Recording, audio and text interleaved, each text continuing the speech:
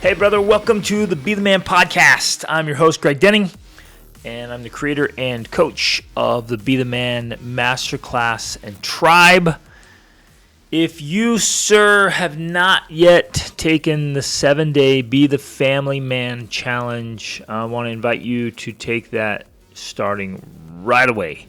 Get in there and take that. I found 25 years of voracious study of peak performing families, especially family men, and in working with thousands of men across 5 continents, I've found again and again and again that the reason we're struggling, our family life isn't quite where it could be yet. It's because we're missing one or more of 7 fundamental ingredients to an extraordinary family life. And that's what the 7-day challenge is hitting those 7 things, and they all start with A. So it's the 7 A's of being a bad A family man. And if you haven't taken that challenge yet, there's a workbook that goes through there. There's videos that go with it. You just go through each one, and you can actually get this on the Be the Man app. So you just go download the Be the Man app and log in there, and it's just right there. You can grab it. It's super affordable. It's a total game changer because you understand the principles and practices and those 7 essential ingredients to being a rock solid, awesome family man and creating the extraordinary family life you want. So go grab that, brother. All right, let's dive in. I'm super excited today to talk to Coach V. Great man, doing great things. Man, tons of motivation and inspiration in this episode. So let's dive in. All right, brother, Coach V. Yes, sir. We're excited to have you here, man. I really appreciate you getting up early to get on the show with us here, man. Excited to learn from you, your experiences, your life, and the coaching you get to do. But let's start out, man. Give us some of your background. Tell us your story, how you got to where you are. Yeah, Greg, man, to get up at 6 a.m. Pacific Standard Time to hang out and connect with a champion like yourself and all that you're doing to impact positively the world, man, that's easy. And you know, guys like us, there is no day, there is no time. This is just what we do. We prioritize and reprioritize according to, there's money in the transaction, but the wealth is really in the relationships. And to have an opportunity to be on here with you, that's easy for you, brother. Amen. So thank you so much, Greg, and thank you so much for having me. Really, really pleased. I do a lot of these, but this is one that I was particularly very interested in because of the pedigree and really what you have accomplished and how you live your life, and just not how you do business. So really, this is just really a big deal for me to be able to be on here, featured, and be on here with you. My name is Viliami.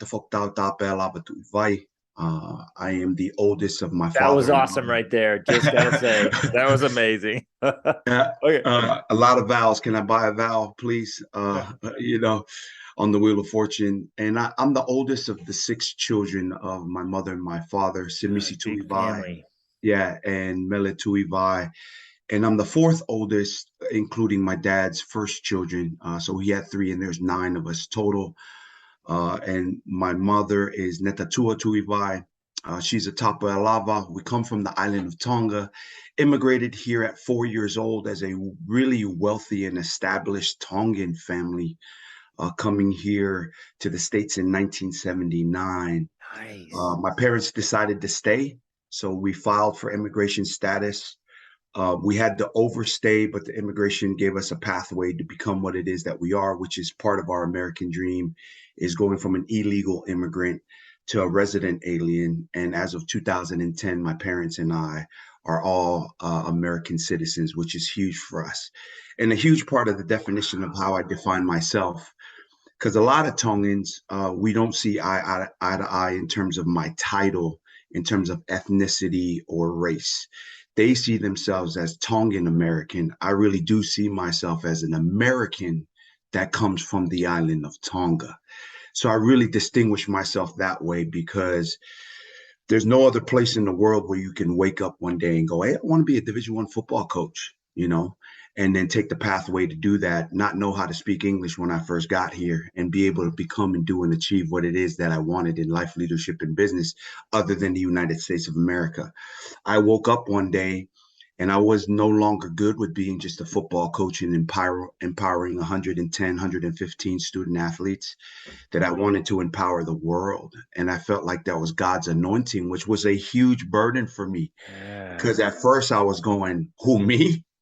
Brilliant, gorgeous, talented, famous, empowering other people, traveling the world, empowering, coaching Fortune 1,500 and 100 companies. It was really just an audacious moment for me when I transferred and shifted my mindset, my emotional intelligence, my performance perspective, and how it is that I communicated into the marketplace and defined to myself, like, this is who I am, what I want to be. Yes. So I've been doing that since 2011. Very fortunate to be a part of a UC Davis program where I was a 23-year-old walk-on. Absolutely changed my life. I was the oldest guy in the locker room as a sophomore.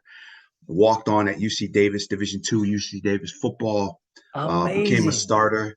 Yeah, became a starter, brother. And with all of, of all of the negatives, self-doubt, self-sabotage, subscribing to haters, mistakes, lying, cheating, stealing, and all the negatives that I have been in my past, really is God's unmerited and undeserved favor that got me to UC Davis, where I was able to now take what it is that fundamentally my parents taught me all the time. I went to church. I was a church goer. I know scripture like nothing else. I know scripture like nothing else, but I never applied it to my life and my choices. And that place, come The on, Greg, gap, you know right? what The I'm gap saying? between what you know and what you And what do. you do, I mean, Yes. that's a totally different deal, right? And as you feature things in terms of, I mean, what works and what doesn't work. So I'm a success coach for Fortune 1,500, 100 companies, 42 industries that I have no relevant experience in that expertise. And as the mindset, emotional intelligence, performance perspective, and effective communication, nothing comes to fruition without performance, execution, and work. Nothing. Yep. And the combination of those five things are truly amazing. I met my wife in college, Martha Rackley at the time. We got married in Boise, Idaho in 2007, July 7th, 2007. We have two children. My oldest is a standout volleyball player and swimmer, Susan Melituivai. And then my youngest, who is 10 years old, he's a standout in five sports, plus jujitsu, something I Nice. always wanted to do, karate, Yeah. because I watched Karate Kid back in the day, right? Yeah. But a Tongan brother couldn't afford karate or anything else when I was growing up in Pomona, California. And we reside here in Elk Grove, California. And really, a quote that I live by is one that I already alluded to and spoke of, is from my first book, Life Champion. There's money in the transaction, but the wealth is in the relationships. Yeah. So that's Viliami Tuivai, Brother Gray. Love it, man. And man, so much to hit there. Such a great story. Let's man, there's all kinds of things we could address, but let's go to this gap, the gap between what you know and what you do, and also like the gap between the self-doubt and the negativity, right? And then performance, man. And how do you let's talk about those elements of bridging the gap, because you and I have both been there, right? When I was out on my own as a teenager, I'm out on my own, man. It was nothing but self-doubt and discouragement, and to a point where I'd taken on an identity of like, nah, man, other people can succeed, other people are lucky, this is just my lot. And I kind of accepted, like, I'll always be broke, I'll always be poor. Oh, man, hopefully someday, like, I can get married, have a family, but man, things are just gonna be tough for me, right? Because we grew up in a spot like that, and then I was out on my own. So bridging that gap, man, how do you move? How did you go from where you were to where you are, and how do you help your clients do the same thing? How do we bridge the gap? Yeah, yeah. And I think guys like me and you, we oftentimes get overly credited for what we've done and accomplished, the championships that we've won, become a part of, the people that we've helped achieve and do. And been really, for me, I think that's too much of a superpower, because my Tongan ass didn't have any other choice. Is either you did or you're going to die. You're Come on. gonna Can I die. be real, Yep. Greg? So Yes. that's one thing, because I just been inducted into the Hall of Fame. I get awards, and most of the times I don't have time to even attend. So I was like, look, I appreciate it. Can we do it next year? I'm just not available this year. It is one, I didn't have a choice. I mean, when you grow up on free and reduced lunch your entire career, you know that there's things that you have to do. And then standing in a free lunch line, and I say this often, I did tell myself, there's no way my kids will ever freaking stand in a free lunch line. Right? Come Same. on. Same. So you're right. And yeah, in Spanish they call it a la fuerza. It's like you're forced to do something. It's like you have no other options. Like you either you conquer or perish. But I Yeah. remember having the same thing. I'm like, I'm going through this stuff. Things are going to be hard. But if and when I have kids, man, they will not experience what Yeah. I've experienced. So part of that is bridging the gap, right? And there's the who, what, where, when, how, and why. People talk about why, purpose, and all that all the time. And this is not for everything, but to me, I have met thousands of people that know their why, but still won't do shit, right? So I get all that. But what I'm saying is, it's like it's the who. How you bridge the gap is understanding and being good that the who is you, the who you might be connected to, and the who is watching you and needing you. I think that's a powerful force for me in terms of bridging the gap, going from a guy who was a college dropout to now just paying my own way. I mean, UC Davis now gives out scholarships. Back in 99, 2000, 2001, when I was on the football team, Pell Grant was my scholarship. I was a Pell Grant guy, so I didn't have to pay much but a parking, right? Come on, Greg. And so really that's one of the main things it is that I help my clients, and then also for me that I've been able to experience, not watch on some YouTube video, not just become a certified coach in something. And I'm not knocking that, but that's not where my teachings and what I'm talking about comes from. It's from failing, being a deadbeat, being freaking lazy, like I said, taking shortcuts, not being about excellence. It is all those things, and finally going, when am I going to do for me what it is that I expect others to help me with? Be accountable for my own life and do the things that'll help me become who it is that I say and think I want to be. Then it's like, man, I'm a child of God. And now I cuss more than most Christians do, right? So some folks will hear me and be like, hey, Like, you sure you're a you're Christian? not so Christian. Yeah, but they'll see what I do and they're like, V, hey man, I'm all good with you cussing. The way you rock, the way you help people in your community, put on free camps and clinics for thousands of kids a year. Look at my actions. Okay, that's my one vice. Ooh. I cuss a lot, right? But and then I look at, because if he's for me, who can be against me? If Beautiful. I am for me, who can be against me? Who do I really need? I will attract the right people and not have to chase people if I am good with who I am and good with whose I am. And then lastly, as I talked about, is my wife and my children, whatever it is that's for them, the experiences that they want, that's the who. So I get the why, and purpose is something that's vital and important, but I would always start with bridging the gap with people saying, hey, I believe in me, what I believe will be. Respect all and to fear nothing. I will not be bullied and the bully will not be me. I believe in me and what I believe will be. Now that's secondary to my faith, right? Because he is the mighty God who came out on nothing and said, let there be something, and it became whatever he said, because he is sovereign. He's absolutely in control, omnipotent, all-knowing, not guessing, not wondering, not figuring. God already knows the end before the beginning, the answer before the question, the sum total before we figure out the equation, because he is God. So when I am connected to my God, and I am connected to who it is that I am, then now what it is that I want to achieve and be effective and efficient in the achievement now starts being attracted and starts chasing me Exactly. It starts because of coming what I in. do. Come on, Greg. Yes. And you Come become on. this creative force that God intended us to be. And I really want to emphasize something you said there was so significant. I wholeheartedly believe that God is constantly conspiring in our favor, Yes, sir. but we often are not conspiring in our own favor. Yes. And you hit that, right? You have to, like, I have to believe in me, and I have to, like, I got to put in my part too, right? Yes, sir. And so he's Yes, trying sir. to open the doorway, and how often are we just rolling along in self-sabotage?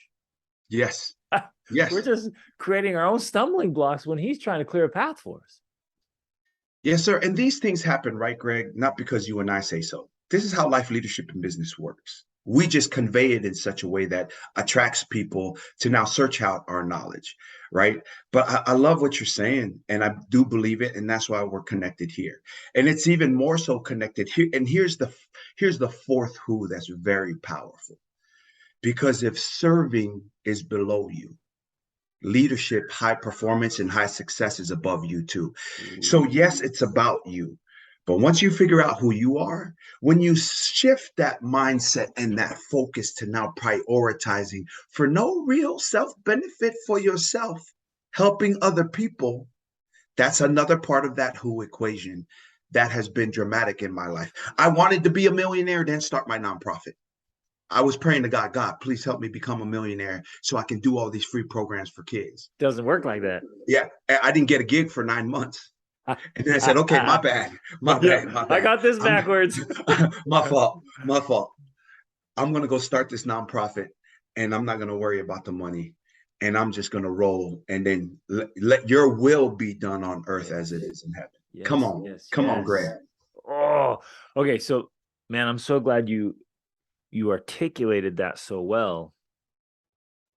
Actually, if everything works out, I'm going to jump on an airplane in about 40 hours to fly to Cuba and help clean up the hurricane.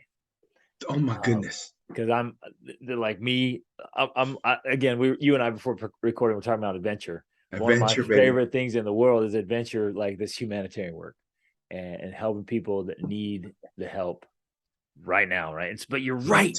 And we founded years and years ago, we founded a nonprofit in Guatemala as well. Same thing. And it's like, I don't know how to fund this. I don't know how to figure this out. That's right. But I do know I have to help. That's right. Yes, sir. And the irony of that is, you build what's called the V formation, right? And in nature, it's the most effective and efficient traveling formation, right, where when a group of migratory birds traveling in a formation helping each other increase their range by 71%. What an irony that you need to focus on you, but by helping others, you increase your range, your effectiveness, your efficiency for achieving your own goals by working together collaboratively.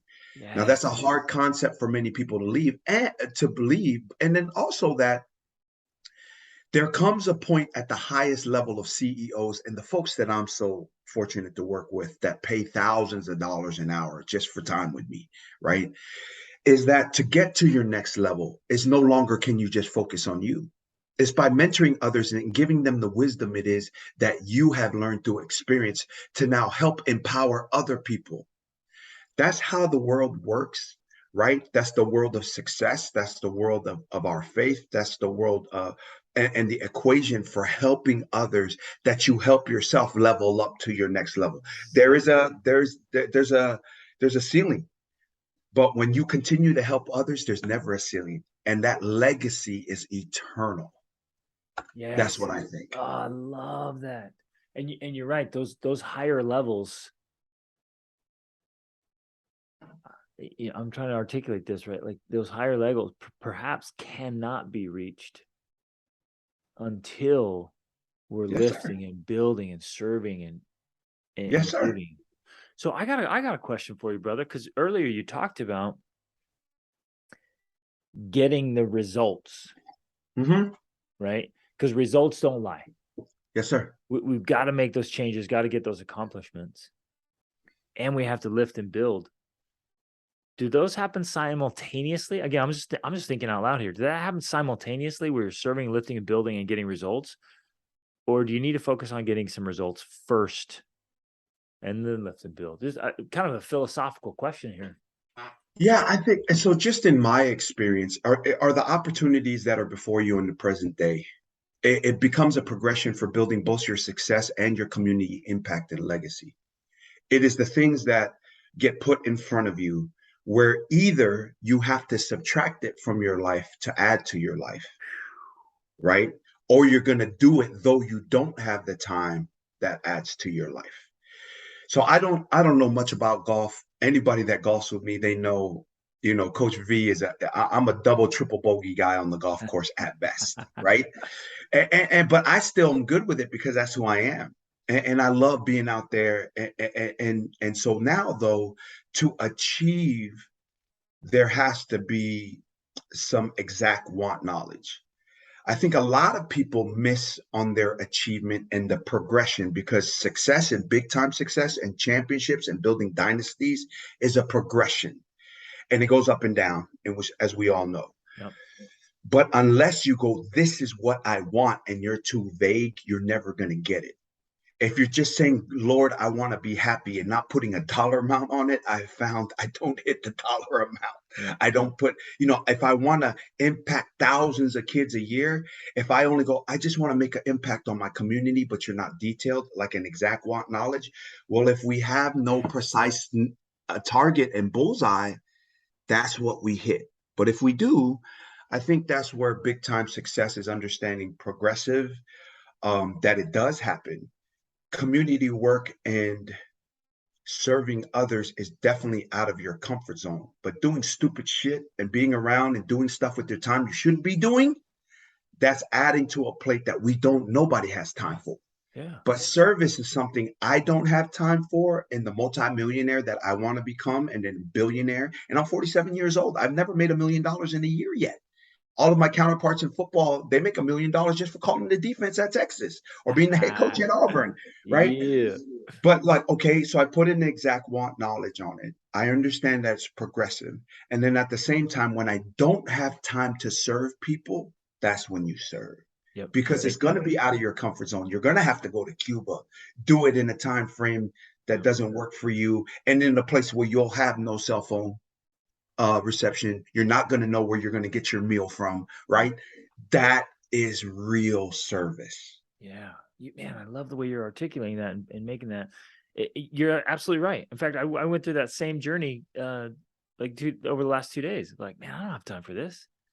I'm like, I have to make time for this. That's right. I have to clear my schedule because this is the right thing to do right now. Yes, sir. Man, I love that. Okay, let's dive into some specifics because I know the guys who are listening here are like, all right, so well, you gave us specific. Get very, very clear. Get out of the vague kind of, I want happiness and success. I want whatever that means. Like, get dialed in. But then what are the logistics, brother? How do you get in the day-to-day? What works? How do you start making changes and getting what I like to call it palpable progress? Oh, yeah, that's great. They can hold up in court, man. Nobody's going to question whether you're progressing or not. How do you get that stuff? Yeah. I think it's the same for everyone in terms of business, and it's very measurable.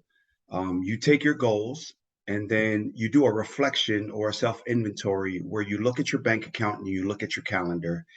And are those things tracking and progressing you towards or farther away from where you want to go? It's that simple, but that hard. Because most people, because they can shoot from the hip, you can shoot from the hip in these United States of America and make 250 grand a year. You can shoot from the hip. Come on. You could just show up early, stay late, and then work yourself 7 days a week. You could do that. But really, there's a couple things, right? For process, if those that are taking notes, write down process. It's replicable steps that replicate success. Now you tie that back into the things that I just talked about, your bank account, your spending, and then how you spend and or invest your time and money. You look at your calendar and you make sure that there's a sequence and a process and protocols that'll allow you to reach and obtain your goals. And it's incremental and progressive. But that's where it all starts. It's starting with you believing in you and who you believe in and the who that you're standing for and serving. Then it comes down to doing a self-inventory and where your time and your money is going. Because that's where all success flows, is according to numbers. And those numbers are time and money. So again, if you track your calendar, and there's usually around 14 calendar days that we need to track, right? That's already on the calendar. It goes from New Year's to New Year's Eve, right? Christmas, Halloween, if you got kids, we got Thanksgiving, we got Memorial Day going backwards, right? In September, you got summer, August trips. July, you got 4th of July, you got Father's Day, you got Mother's Day, you got Valentine's Day, Yeah, and I then love that. plug in your anniversary, the kids' birthdays, your birthday. How many CEOs that I first met, they're like, wait a minute, you mean to put down on my calendar that it's my birthday? Yeah, because you always end up working on your birthday because of the fact that you've never sat down and created a strategy for your time. We let the company tell us when we should work. We let opportunities tell us when we should work. But when we design an empowered schedule that starts first and foremost with your personal faith and family time and put that down on an annual schedule, which guess what? Because the dates in those events don't change the next year, you just replicate that and change out the destinations you want to go to for vacation, right? Yes. Because if not, work will run our ass over. Into Opportunities the ground. will run our ass over. So then, according to empowerment teaching that I teach, you're now blindsided by neglect. Now all of a sudden you come home and wifey and kids are gone, and she's tired of you making millions, but you're never there. Or if she's the one making millions and then the husband is leaving because of the same thing, because of the fact that you feel like you're around and providing, but you're not present. So if there's two things I would love people to consider is first and foremost, the framework I talked about: mindset, emotional intelligence, performance, perspective, and effective communication. Anybody who operates on those 5 levels on a high level succeed at everything. Look it up, take a look, and it'll tell you the same thing. And then now, if you look at your money and your calendar and how you budget and or forecast and execute a strategy that's down on paper, not freaking shooting from the hip. Yes. Everything we want to do, become, and achieve is achievable. Absolutely achievable by anybody. But here's the main catch. The effectiveness and efficiency in the succeeding will happen whether you get coached by you, me, or anybody who teaches that concept and called organizing, becoming a professional, and stop freaking wasting time and money. Yes. But that's only part of it, because success is attainable by anyone. What's not attainable is now translating that success into joy, peace, happiness, fulfillment, love, and family time. Let me say that again. What is not normal is having the awareness now to translate that success, that cheddar, that clout, that influence, the ability to reach people and translate that into joy, peace, happiness, fulfillment, love, and family time. Yes. And that's where my business has really blown up, because that's how I approach it, Brother Greg. Yep. And that's what it's all about. That's the juice. That's what I call the juice. Right. I love it. It's squeezing the juice out of life, right? And getting that. That's why we do what we do. But you're right. It doesn't always translate. Even when we start achieving, start accomplishing, and like hitting all the stuff, what's wrong? You got to translate into this feeling of just energy and vitality. Yes, sir. And pure joy to be alive, where your alarm clock is an opportunity clock. That's right. And you wake up every day excited to be alive. Man, I love what you're saying there. And it's worth just driving that as you were. You did so well. Again and again, is just saying, look, does your calendar reflect your goals, your targets, your dreams? And that's right. And far too often it does not. There's like this crazy incongruence. That's right. You keep, there's no alignment there. You keep missing.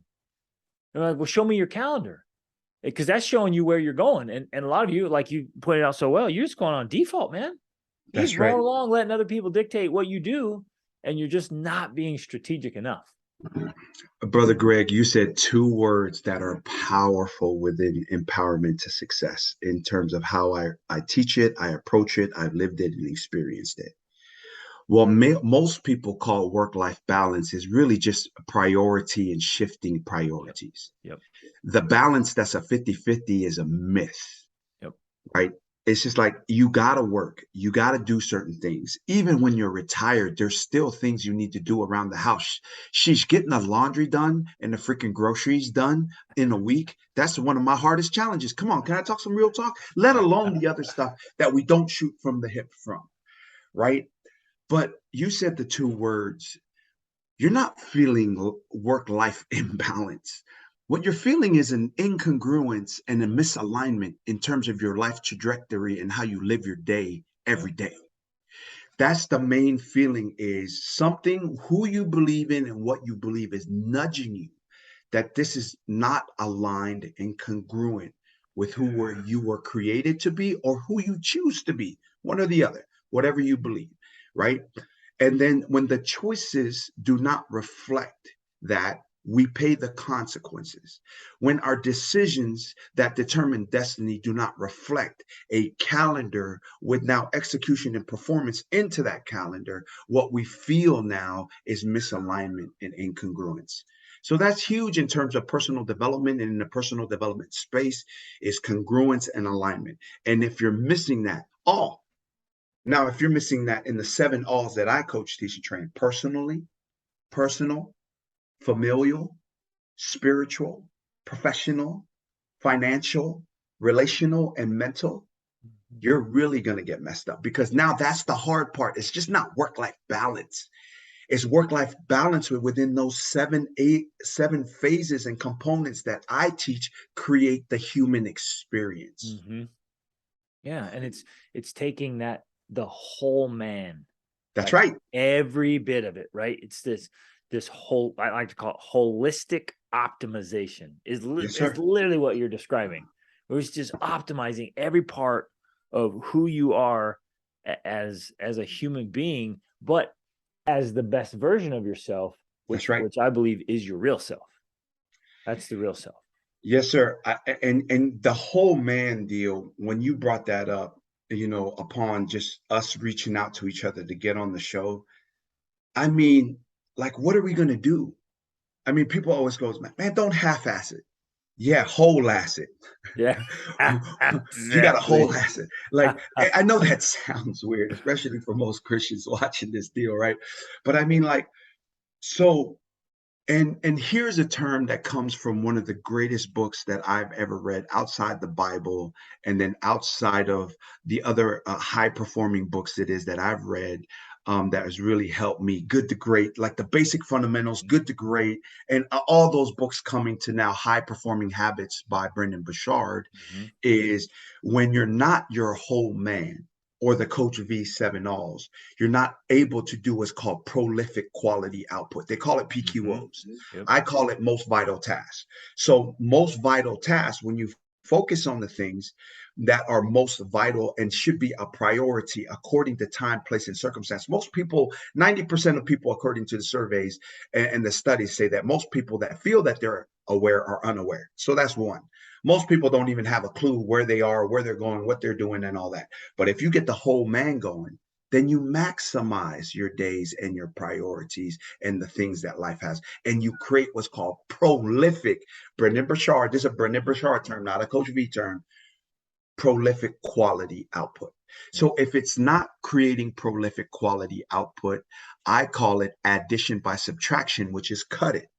If it does not create success, joy, peace, happiness, fulfillment, love, and family time, cut it. And that's how you actually simplify your life, so you can now focus and prioritize the things that really matter. Exactly. And that requires, what's interesting, I'm sure you've seen it, I see it, that can be tough for some people. And in fact, it was tough for me in our journey. We had to start saying no more often. And you had to Yes, you got to cut the crap. And it's almost like this quiet fierceness of like, no, man, I'm not bringing that in. I'm not allowing it in. Like, if it doesn't add real value to my life, it's that's out. right. It's out. Yeah. And people don't understand that. And the crowd, the masses, they're all right, come on, what, why? And you're like, no, man, I'm here to really, really live. And so anything that's kind of iffy, for me, it's out. Yeah. Yeah. It's vitality. You talked about that word, you brought that up earlier, is um, protecting your energy and your state of mind and your emotion.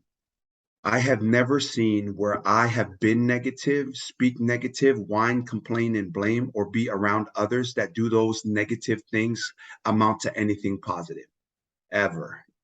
Right. So protecting that energy, right? And when I say there's money in the transaction, but the wealth is in the relationships, most of that battle is staying the hell away from people that bring no Yep. value and that are doing the wrong things. And the hardest thing, especially being people that value family or this Polynesian sense of we're all about family, I stay the hell away from people that even my brothers and sisters, when they're negative, I just stay away. I'm like, hey, look, I get why you're like that, but that's not how I roll. Now, for people that are Polynesian that I'm not even related to, like Dwayne Johnson, that's The Rock, I claim him.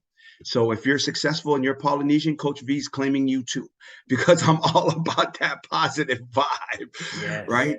And that's how Polynesia is. But I think that's how any human ethnicity is that they value family, but you also have to have an awareness to go, this is not good for me or them, and stay away and steer clear. Yeah, I'm not going to participate. Yes, sir. It's like Wayne Dyer used to talk about. He's like, "Look, man, I'm not participating in tribal events anymore. You guys keep Mm. inviting me. If there's some negativity there, like, no thanks. I'm out." Yes, sir. Yes, sir. Beautiful, man. This is all so good. Um, are there specific, like, really kind of dialed in now? Are specific daily rituals, routines, habits that really have been kind of a bedrock now for you? The things, how you get up or how you go to bed, or the kind of a daily rituals or routines or habits, patterns that are Mm. making a difference for you or your clients. Yeah, and just like we're talking about is like what do we ingest and what do we consume and what do we engage in? I do really believe within the formulas it is that I teach that are social formulas, daily habits, activities, routines, and automated tasks lead to flow. Flow creates momentum. Momentum Beautiful. lifts you to your next level of life leadership in business. And not because I say so, this is how life leadership in business works. So I'm an early riser. I'm up right around, Mamba Kobe Bryant time, 3:30, 4 a.m., right? And I get going with two things, right? And the first is a prayer just of gratitude and really asking for nothing, just grateful. Lord, I'm so grateful today. Thank you so much, Lord, for life, for health, provision, protection, wisdom, family, and friends. It's the same prayer every single day. And I'm a national keynote speaker, so I've memorized this prayer. I'm so grateful for my wife, my kids. Keep everybody safe, Lord. There's so much evil and injustice going on all over the world, let alone just here in the United States. We pray for your hedge of protection and thank you for your hedge of protection over all of us. Then I meditate on the specifics of what I want to achieve for the first 3 minutes of the day. I just sit there and then I meditate. And then, so in that, if I don't have an East Coast client, which usually starts around 4 a.m. Pacific Standard Time, or I don't have a Singapore or a New Zealand client at any time of the day that I have an open space, I will allow myself that if I'm meditating during lunch on the sofa, because I already made $10,000 this morning on a Zoom call, then if I fall asleep, that's okay, because sometimes I'll meditate on something for a few minutes and my mind will just get so relaxed, I'll just fall asleep. And then after that is just being with the kids, right? And my social media posts. So I'll get a social media post done and prepare breakfast. Now my kids are 10 and 13. They're like, nah, I'm just going to pop in a waffle, Eggo waffle. And then so then I'll turn and try to get a couple posts in. I still post a lot of my stuff all by myself on LinkedIn, IG, Facebook. Then after I drop off the kids and make sure they're cool and we spend some time in the morning, we always do some type of sports training for 10 to 15 minutes. And we have Nice. a long driveway for my daughter, volleyball or football or baseball, or my daughter just working on her strokes mentally. Is just, okay, here's your swim stroke, right? Working on that because that progression of daily habits creates that flow for all of us. Yep. Then I do some type of workout, some type of activity, running 2 miles, jogging 3 miles, right? Anything like that with some type of high intensity interval training in the driveway when the Yep. kids are off, or I go play hoops and try to dominate all these 25-year-olds, even though I'm still 47, right? Then my client calls usually go between 11 a.m. and 2 p.m. And on my podcast radio station stuff where, I have a Hollywood radio show called The Coach V Show that's personal development out of Dash Radio on Hollywood Boulevard. I usually fit in clients all the way through then, or getting prospective people for the show and or recording the show during that time. And then once I hit 2:30, as an entrepreneur, this is how I set up my life. I want to pick up the kids, take them to practice, be their coach, have dinner prep. If my wife is off, we prep dinner. So we just warm it up when we get home. And then we go to practices all the way up to 5, and games all the way up to 5, 6:30, depending on the day, all the way up to 7. And then we come home. I might have a meeting or two, just really quickly, 30-minute client meetings, depending on, because when it's nighttime here in New Zealand and Australia, I could jump on with a prospective client. Mm-hmm. Then after that, we just all kind of kick back on the sofa.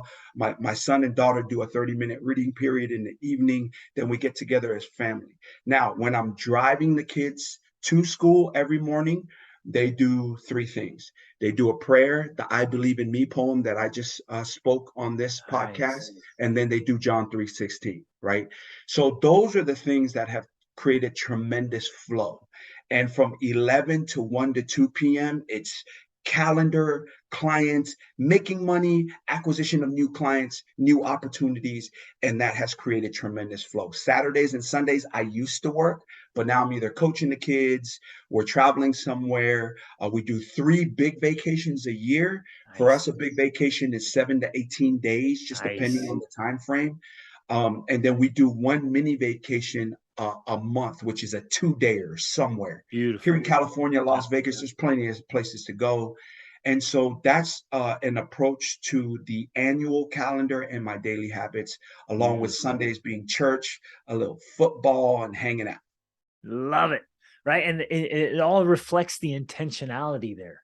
Yeah. Being very deliberate Yes, about sir. how to make this work. And what we hear, I'm sure you hear this, I hear it, it's like, man, you can't make that work. But you're right. It's like when you take that and you say, this is how I want my life to be, this is how I want my lifestyle to be, this is how I'm prioritizing, then you make it fit. Yes, and sir. It works in there where you can spend so much time with your kids practicing their sport or being at their practices or at their games. Yeah. I didn't know anything about baseball 3 years ago. I'm going to be the head coach this year, Nice. So my son at 8, 9, and 10, I was an assistant coach. Now I'm going to be the head coach this year.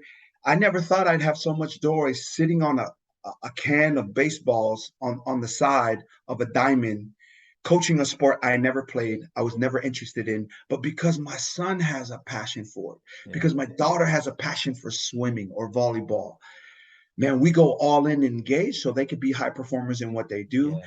And then, I asked my daughter, I wanted to be her volleyball coach. And she goes, no, Dad, can somebody else be my coach for this one? Okay, cool. She's 13. That's just how it is. I don't always get to engage. Everybody has an opportunity to make their choices and decisions, and we live it from there. But what we will not do is shoot from the hip. Yep. I know it's hard to design that, but it's easier to pivot and make an audible when you have stuff down on the calendar than it is to just shoot from the hip. And then you go and call an audible and you're supposed to be on a call at 6 a.m. And then all of a sudden it's like, I just wake up and go, hey, what's on my calendar? What's on my calendar tomorrow? And so that's part of it as well, as waking up in the morning. And as soon as I wake up, after my prayers and meditation, look at the calendar, looking at the calendar for the next day and what's coming in the coming days, so that I'm always forecasting, but also being as present as I can be. Yeah. Oh, I love it, man. The intentionality, the deliberate action here is amazing. Love the family trip thing. We do the same thing. We take big trips every year. So I call it the whole framework I use is micro dosing and macro dosing, right? So the macro is the big trips, the big experiences, the big investments, like unforgettable stuff. And then the kind of micro dosing is it's the small trips, right? You're saying every month. Yeah. Same. I'm like, okay, we're going to do a little adventure here. And we do the same with my wife. So we go on a date every week. We do an overnighter every month. Every quarter we do 2 or 3 days away, and then every year she and I, just the two of us, go and we'll do 10 to 14 days, something big, Right. right? So Right. it's the same with the marriage, same with the kids, like you're doing, and it makes all the difference, because it's the connection, it's the investment, it's the memories, which are absolutely priceless. Absolutely. And the one disclaimer, I think, and you tell me if you agree, that doesn't mean that the wifey and I will not agree on stuff. We will still disagree adamantly on stuff. The kids will still be kids, Yep. right? Yep. But you're able to get back on track faster and trust each other more because of those experiences. What do you think, Gray? Exactly. Well, so one of the things I like to share with my clients is like this idea is it just occurred to me it just hit me so hard one morning. It's hard to get lost in life if you check the map every morning, That's right? And right. so you're right. So any deviations with marriage or the kids or life, when you're checking back in and you're making this part of how you do life, this is just the family way of being, then it's easier to recover. It prevents a lot of headache and problems, Mm-hmm. and you're living in high performance. And well, I love what you were just illustrating there so well.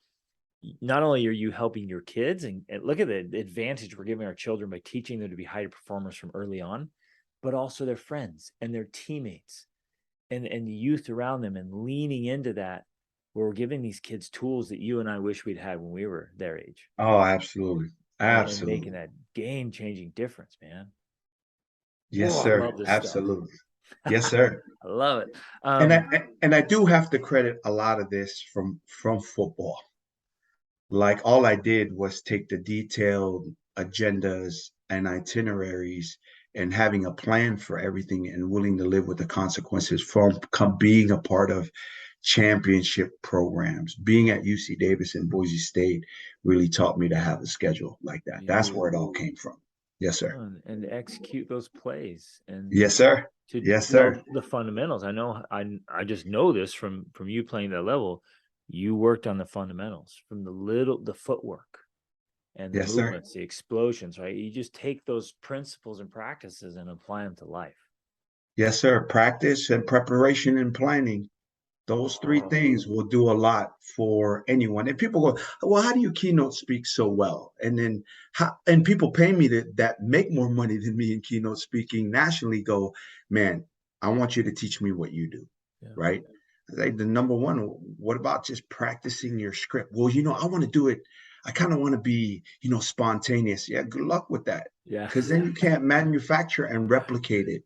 People, when you don't have a script, I'm not saying that you can't be an amazing speaker without a script, but when you say the same this to the same people, different things where it's inconsistent at different places, their trust in you decreases. Mm-hmm. So let me say that again. So you have to be able to say the same thing fundamentally to different people at different locations that's going to come out and hear you speak. Yep. And when there's an inconsistency in your messaging and how you say it, then they're going to realize you're not professional and you're You shooting from lose the hip. trust. That's Yeah. all. Yeah, yeah. Oh, that's good.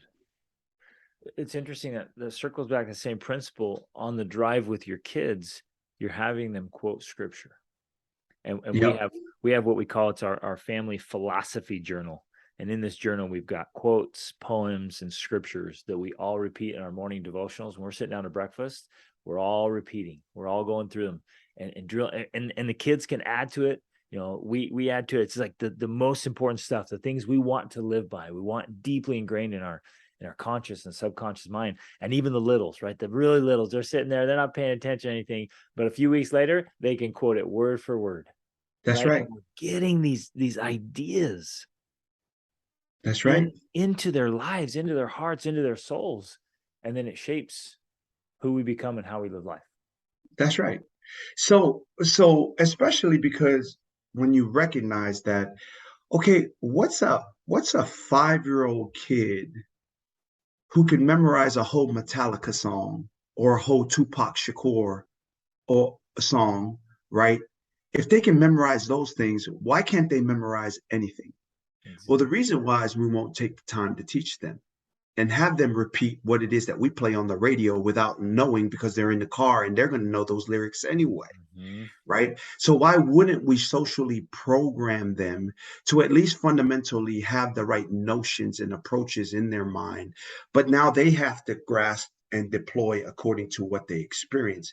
But if it's not fundamentally set, because that's the thing, how many languages can a kid learn?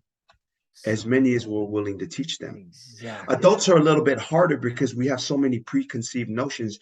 Adults don't see things as they are. We all see things as we are, the Yep. myriad of experiences. So there's always a lot of just pushback and criticism and not trusting when you're an adult. But when you're a kid, you can teach and program them anything Yep. because they don't have all the biases that adults have. And so, but with adults, anything that we repeatedly do, we become. And then I have people tell me what they are, but I know who they are about why they do. And when you Yes. have that type of wisdom, you just move in a way that's going to be more effective and efficient. Oh, so true. So powerful, brother. Yes, sir. I love I can tell who you are by what you do. But what I mean, It's people because tell me that. it's our practices prove our priorities. Like we can talk all day long. That's one thing I like to say. In fact, I just spoke. They flew me out to speak in Denver last week. And it was one of the things I shared there. I'm like, look, what if your life were a silent film? That's right. You can't tell us what's important to you. We all get to see. Yes, sir. Yes, It's sir. such a powerful framework. I love to ask myself that. Like, hey man, what if my life were a silent film? What would people see? Really Yeah. matters to me. Yeah, yeah, yeah. And so my daughter lost their first game. They're the number one team in the district here in Elk Grove, California at 6-0. So I pull up, and our neighbor, his daughter is in seventh grade, so they play right after us. And he goes, you know what? Nobody's going to beat your daughter's team, man. They're going to go undefeated. And I said, that's the thing about sports and life. It is the real reality show, and you never can tell. But we're going to find out Yeah. because what they're going to do is going to tell us. They lost 2 sets straight. They've only lost 3 sets the whole season. Wow. And it was 25-23 and 25-23 both sets. Oh. And then it was like a college atmosphere for a eighth grade volleyball game. And the spikes and stuff was just high level. But that's the thing. And then, okay, we lost. And my daughter knows. And I said, hey, what happens to you matters. But what matters more is how you respond. Both when you win, because you've been 6-0 playing some sorry ass teams, and then you're like, oh, I'm good. I don't have to spike hard. I don't have to do this hard. I don't have to do that hard because we're going to win. Yeah. But when you show up against a team that's evenly matched, then how will you perform? Okay. So then you lost. Yeah. Now, how will you respond? Good life lessons right there, man. Yes, sir. A hard one to learn, Yeah. even for me as a parent, but that's how it works. Oh, I love this stuff. Brother, thank you so much. So much goodness here. Any last thoughts? Anything else you want to share that maybe we haven't touched on yet that you feel like, man, it matters and it's important to you? Yeah, just like I am so grateful uh, that someone like you would reach out to someone like me, who's really aspiring to get to the levels. And I get a lot of good stuff, and I'm doing a lot of good stuff. But looking at what you're doing, I'm just so grateful. And that would be my last message, is just that, there are those that are grateful and those that will be made by life to be grateful. Mm-hmm. And that nothing good comes from being ungrateful, Right. along with this self-doubt deal of like, because really it is both, in our greatness and on our insecurities, where we ask ourselves, right, who am I, who are we, who, me, brilliant, gorgeous, talented, famous? Well, actually, who are you not to be? Yeah. Because you are a child of God, and you playing small doesn't serve the world. And there's nothing freaking enlightening about shrinking back so that other people won't feel insecure around you. Yes. You were born to make manifest the glory that is within us. And it is not just in some of us. It is in all of us. And as we let our light shine, we unconsciously give others permission to do the same.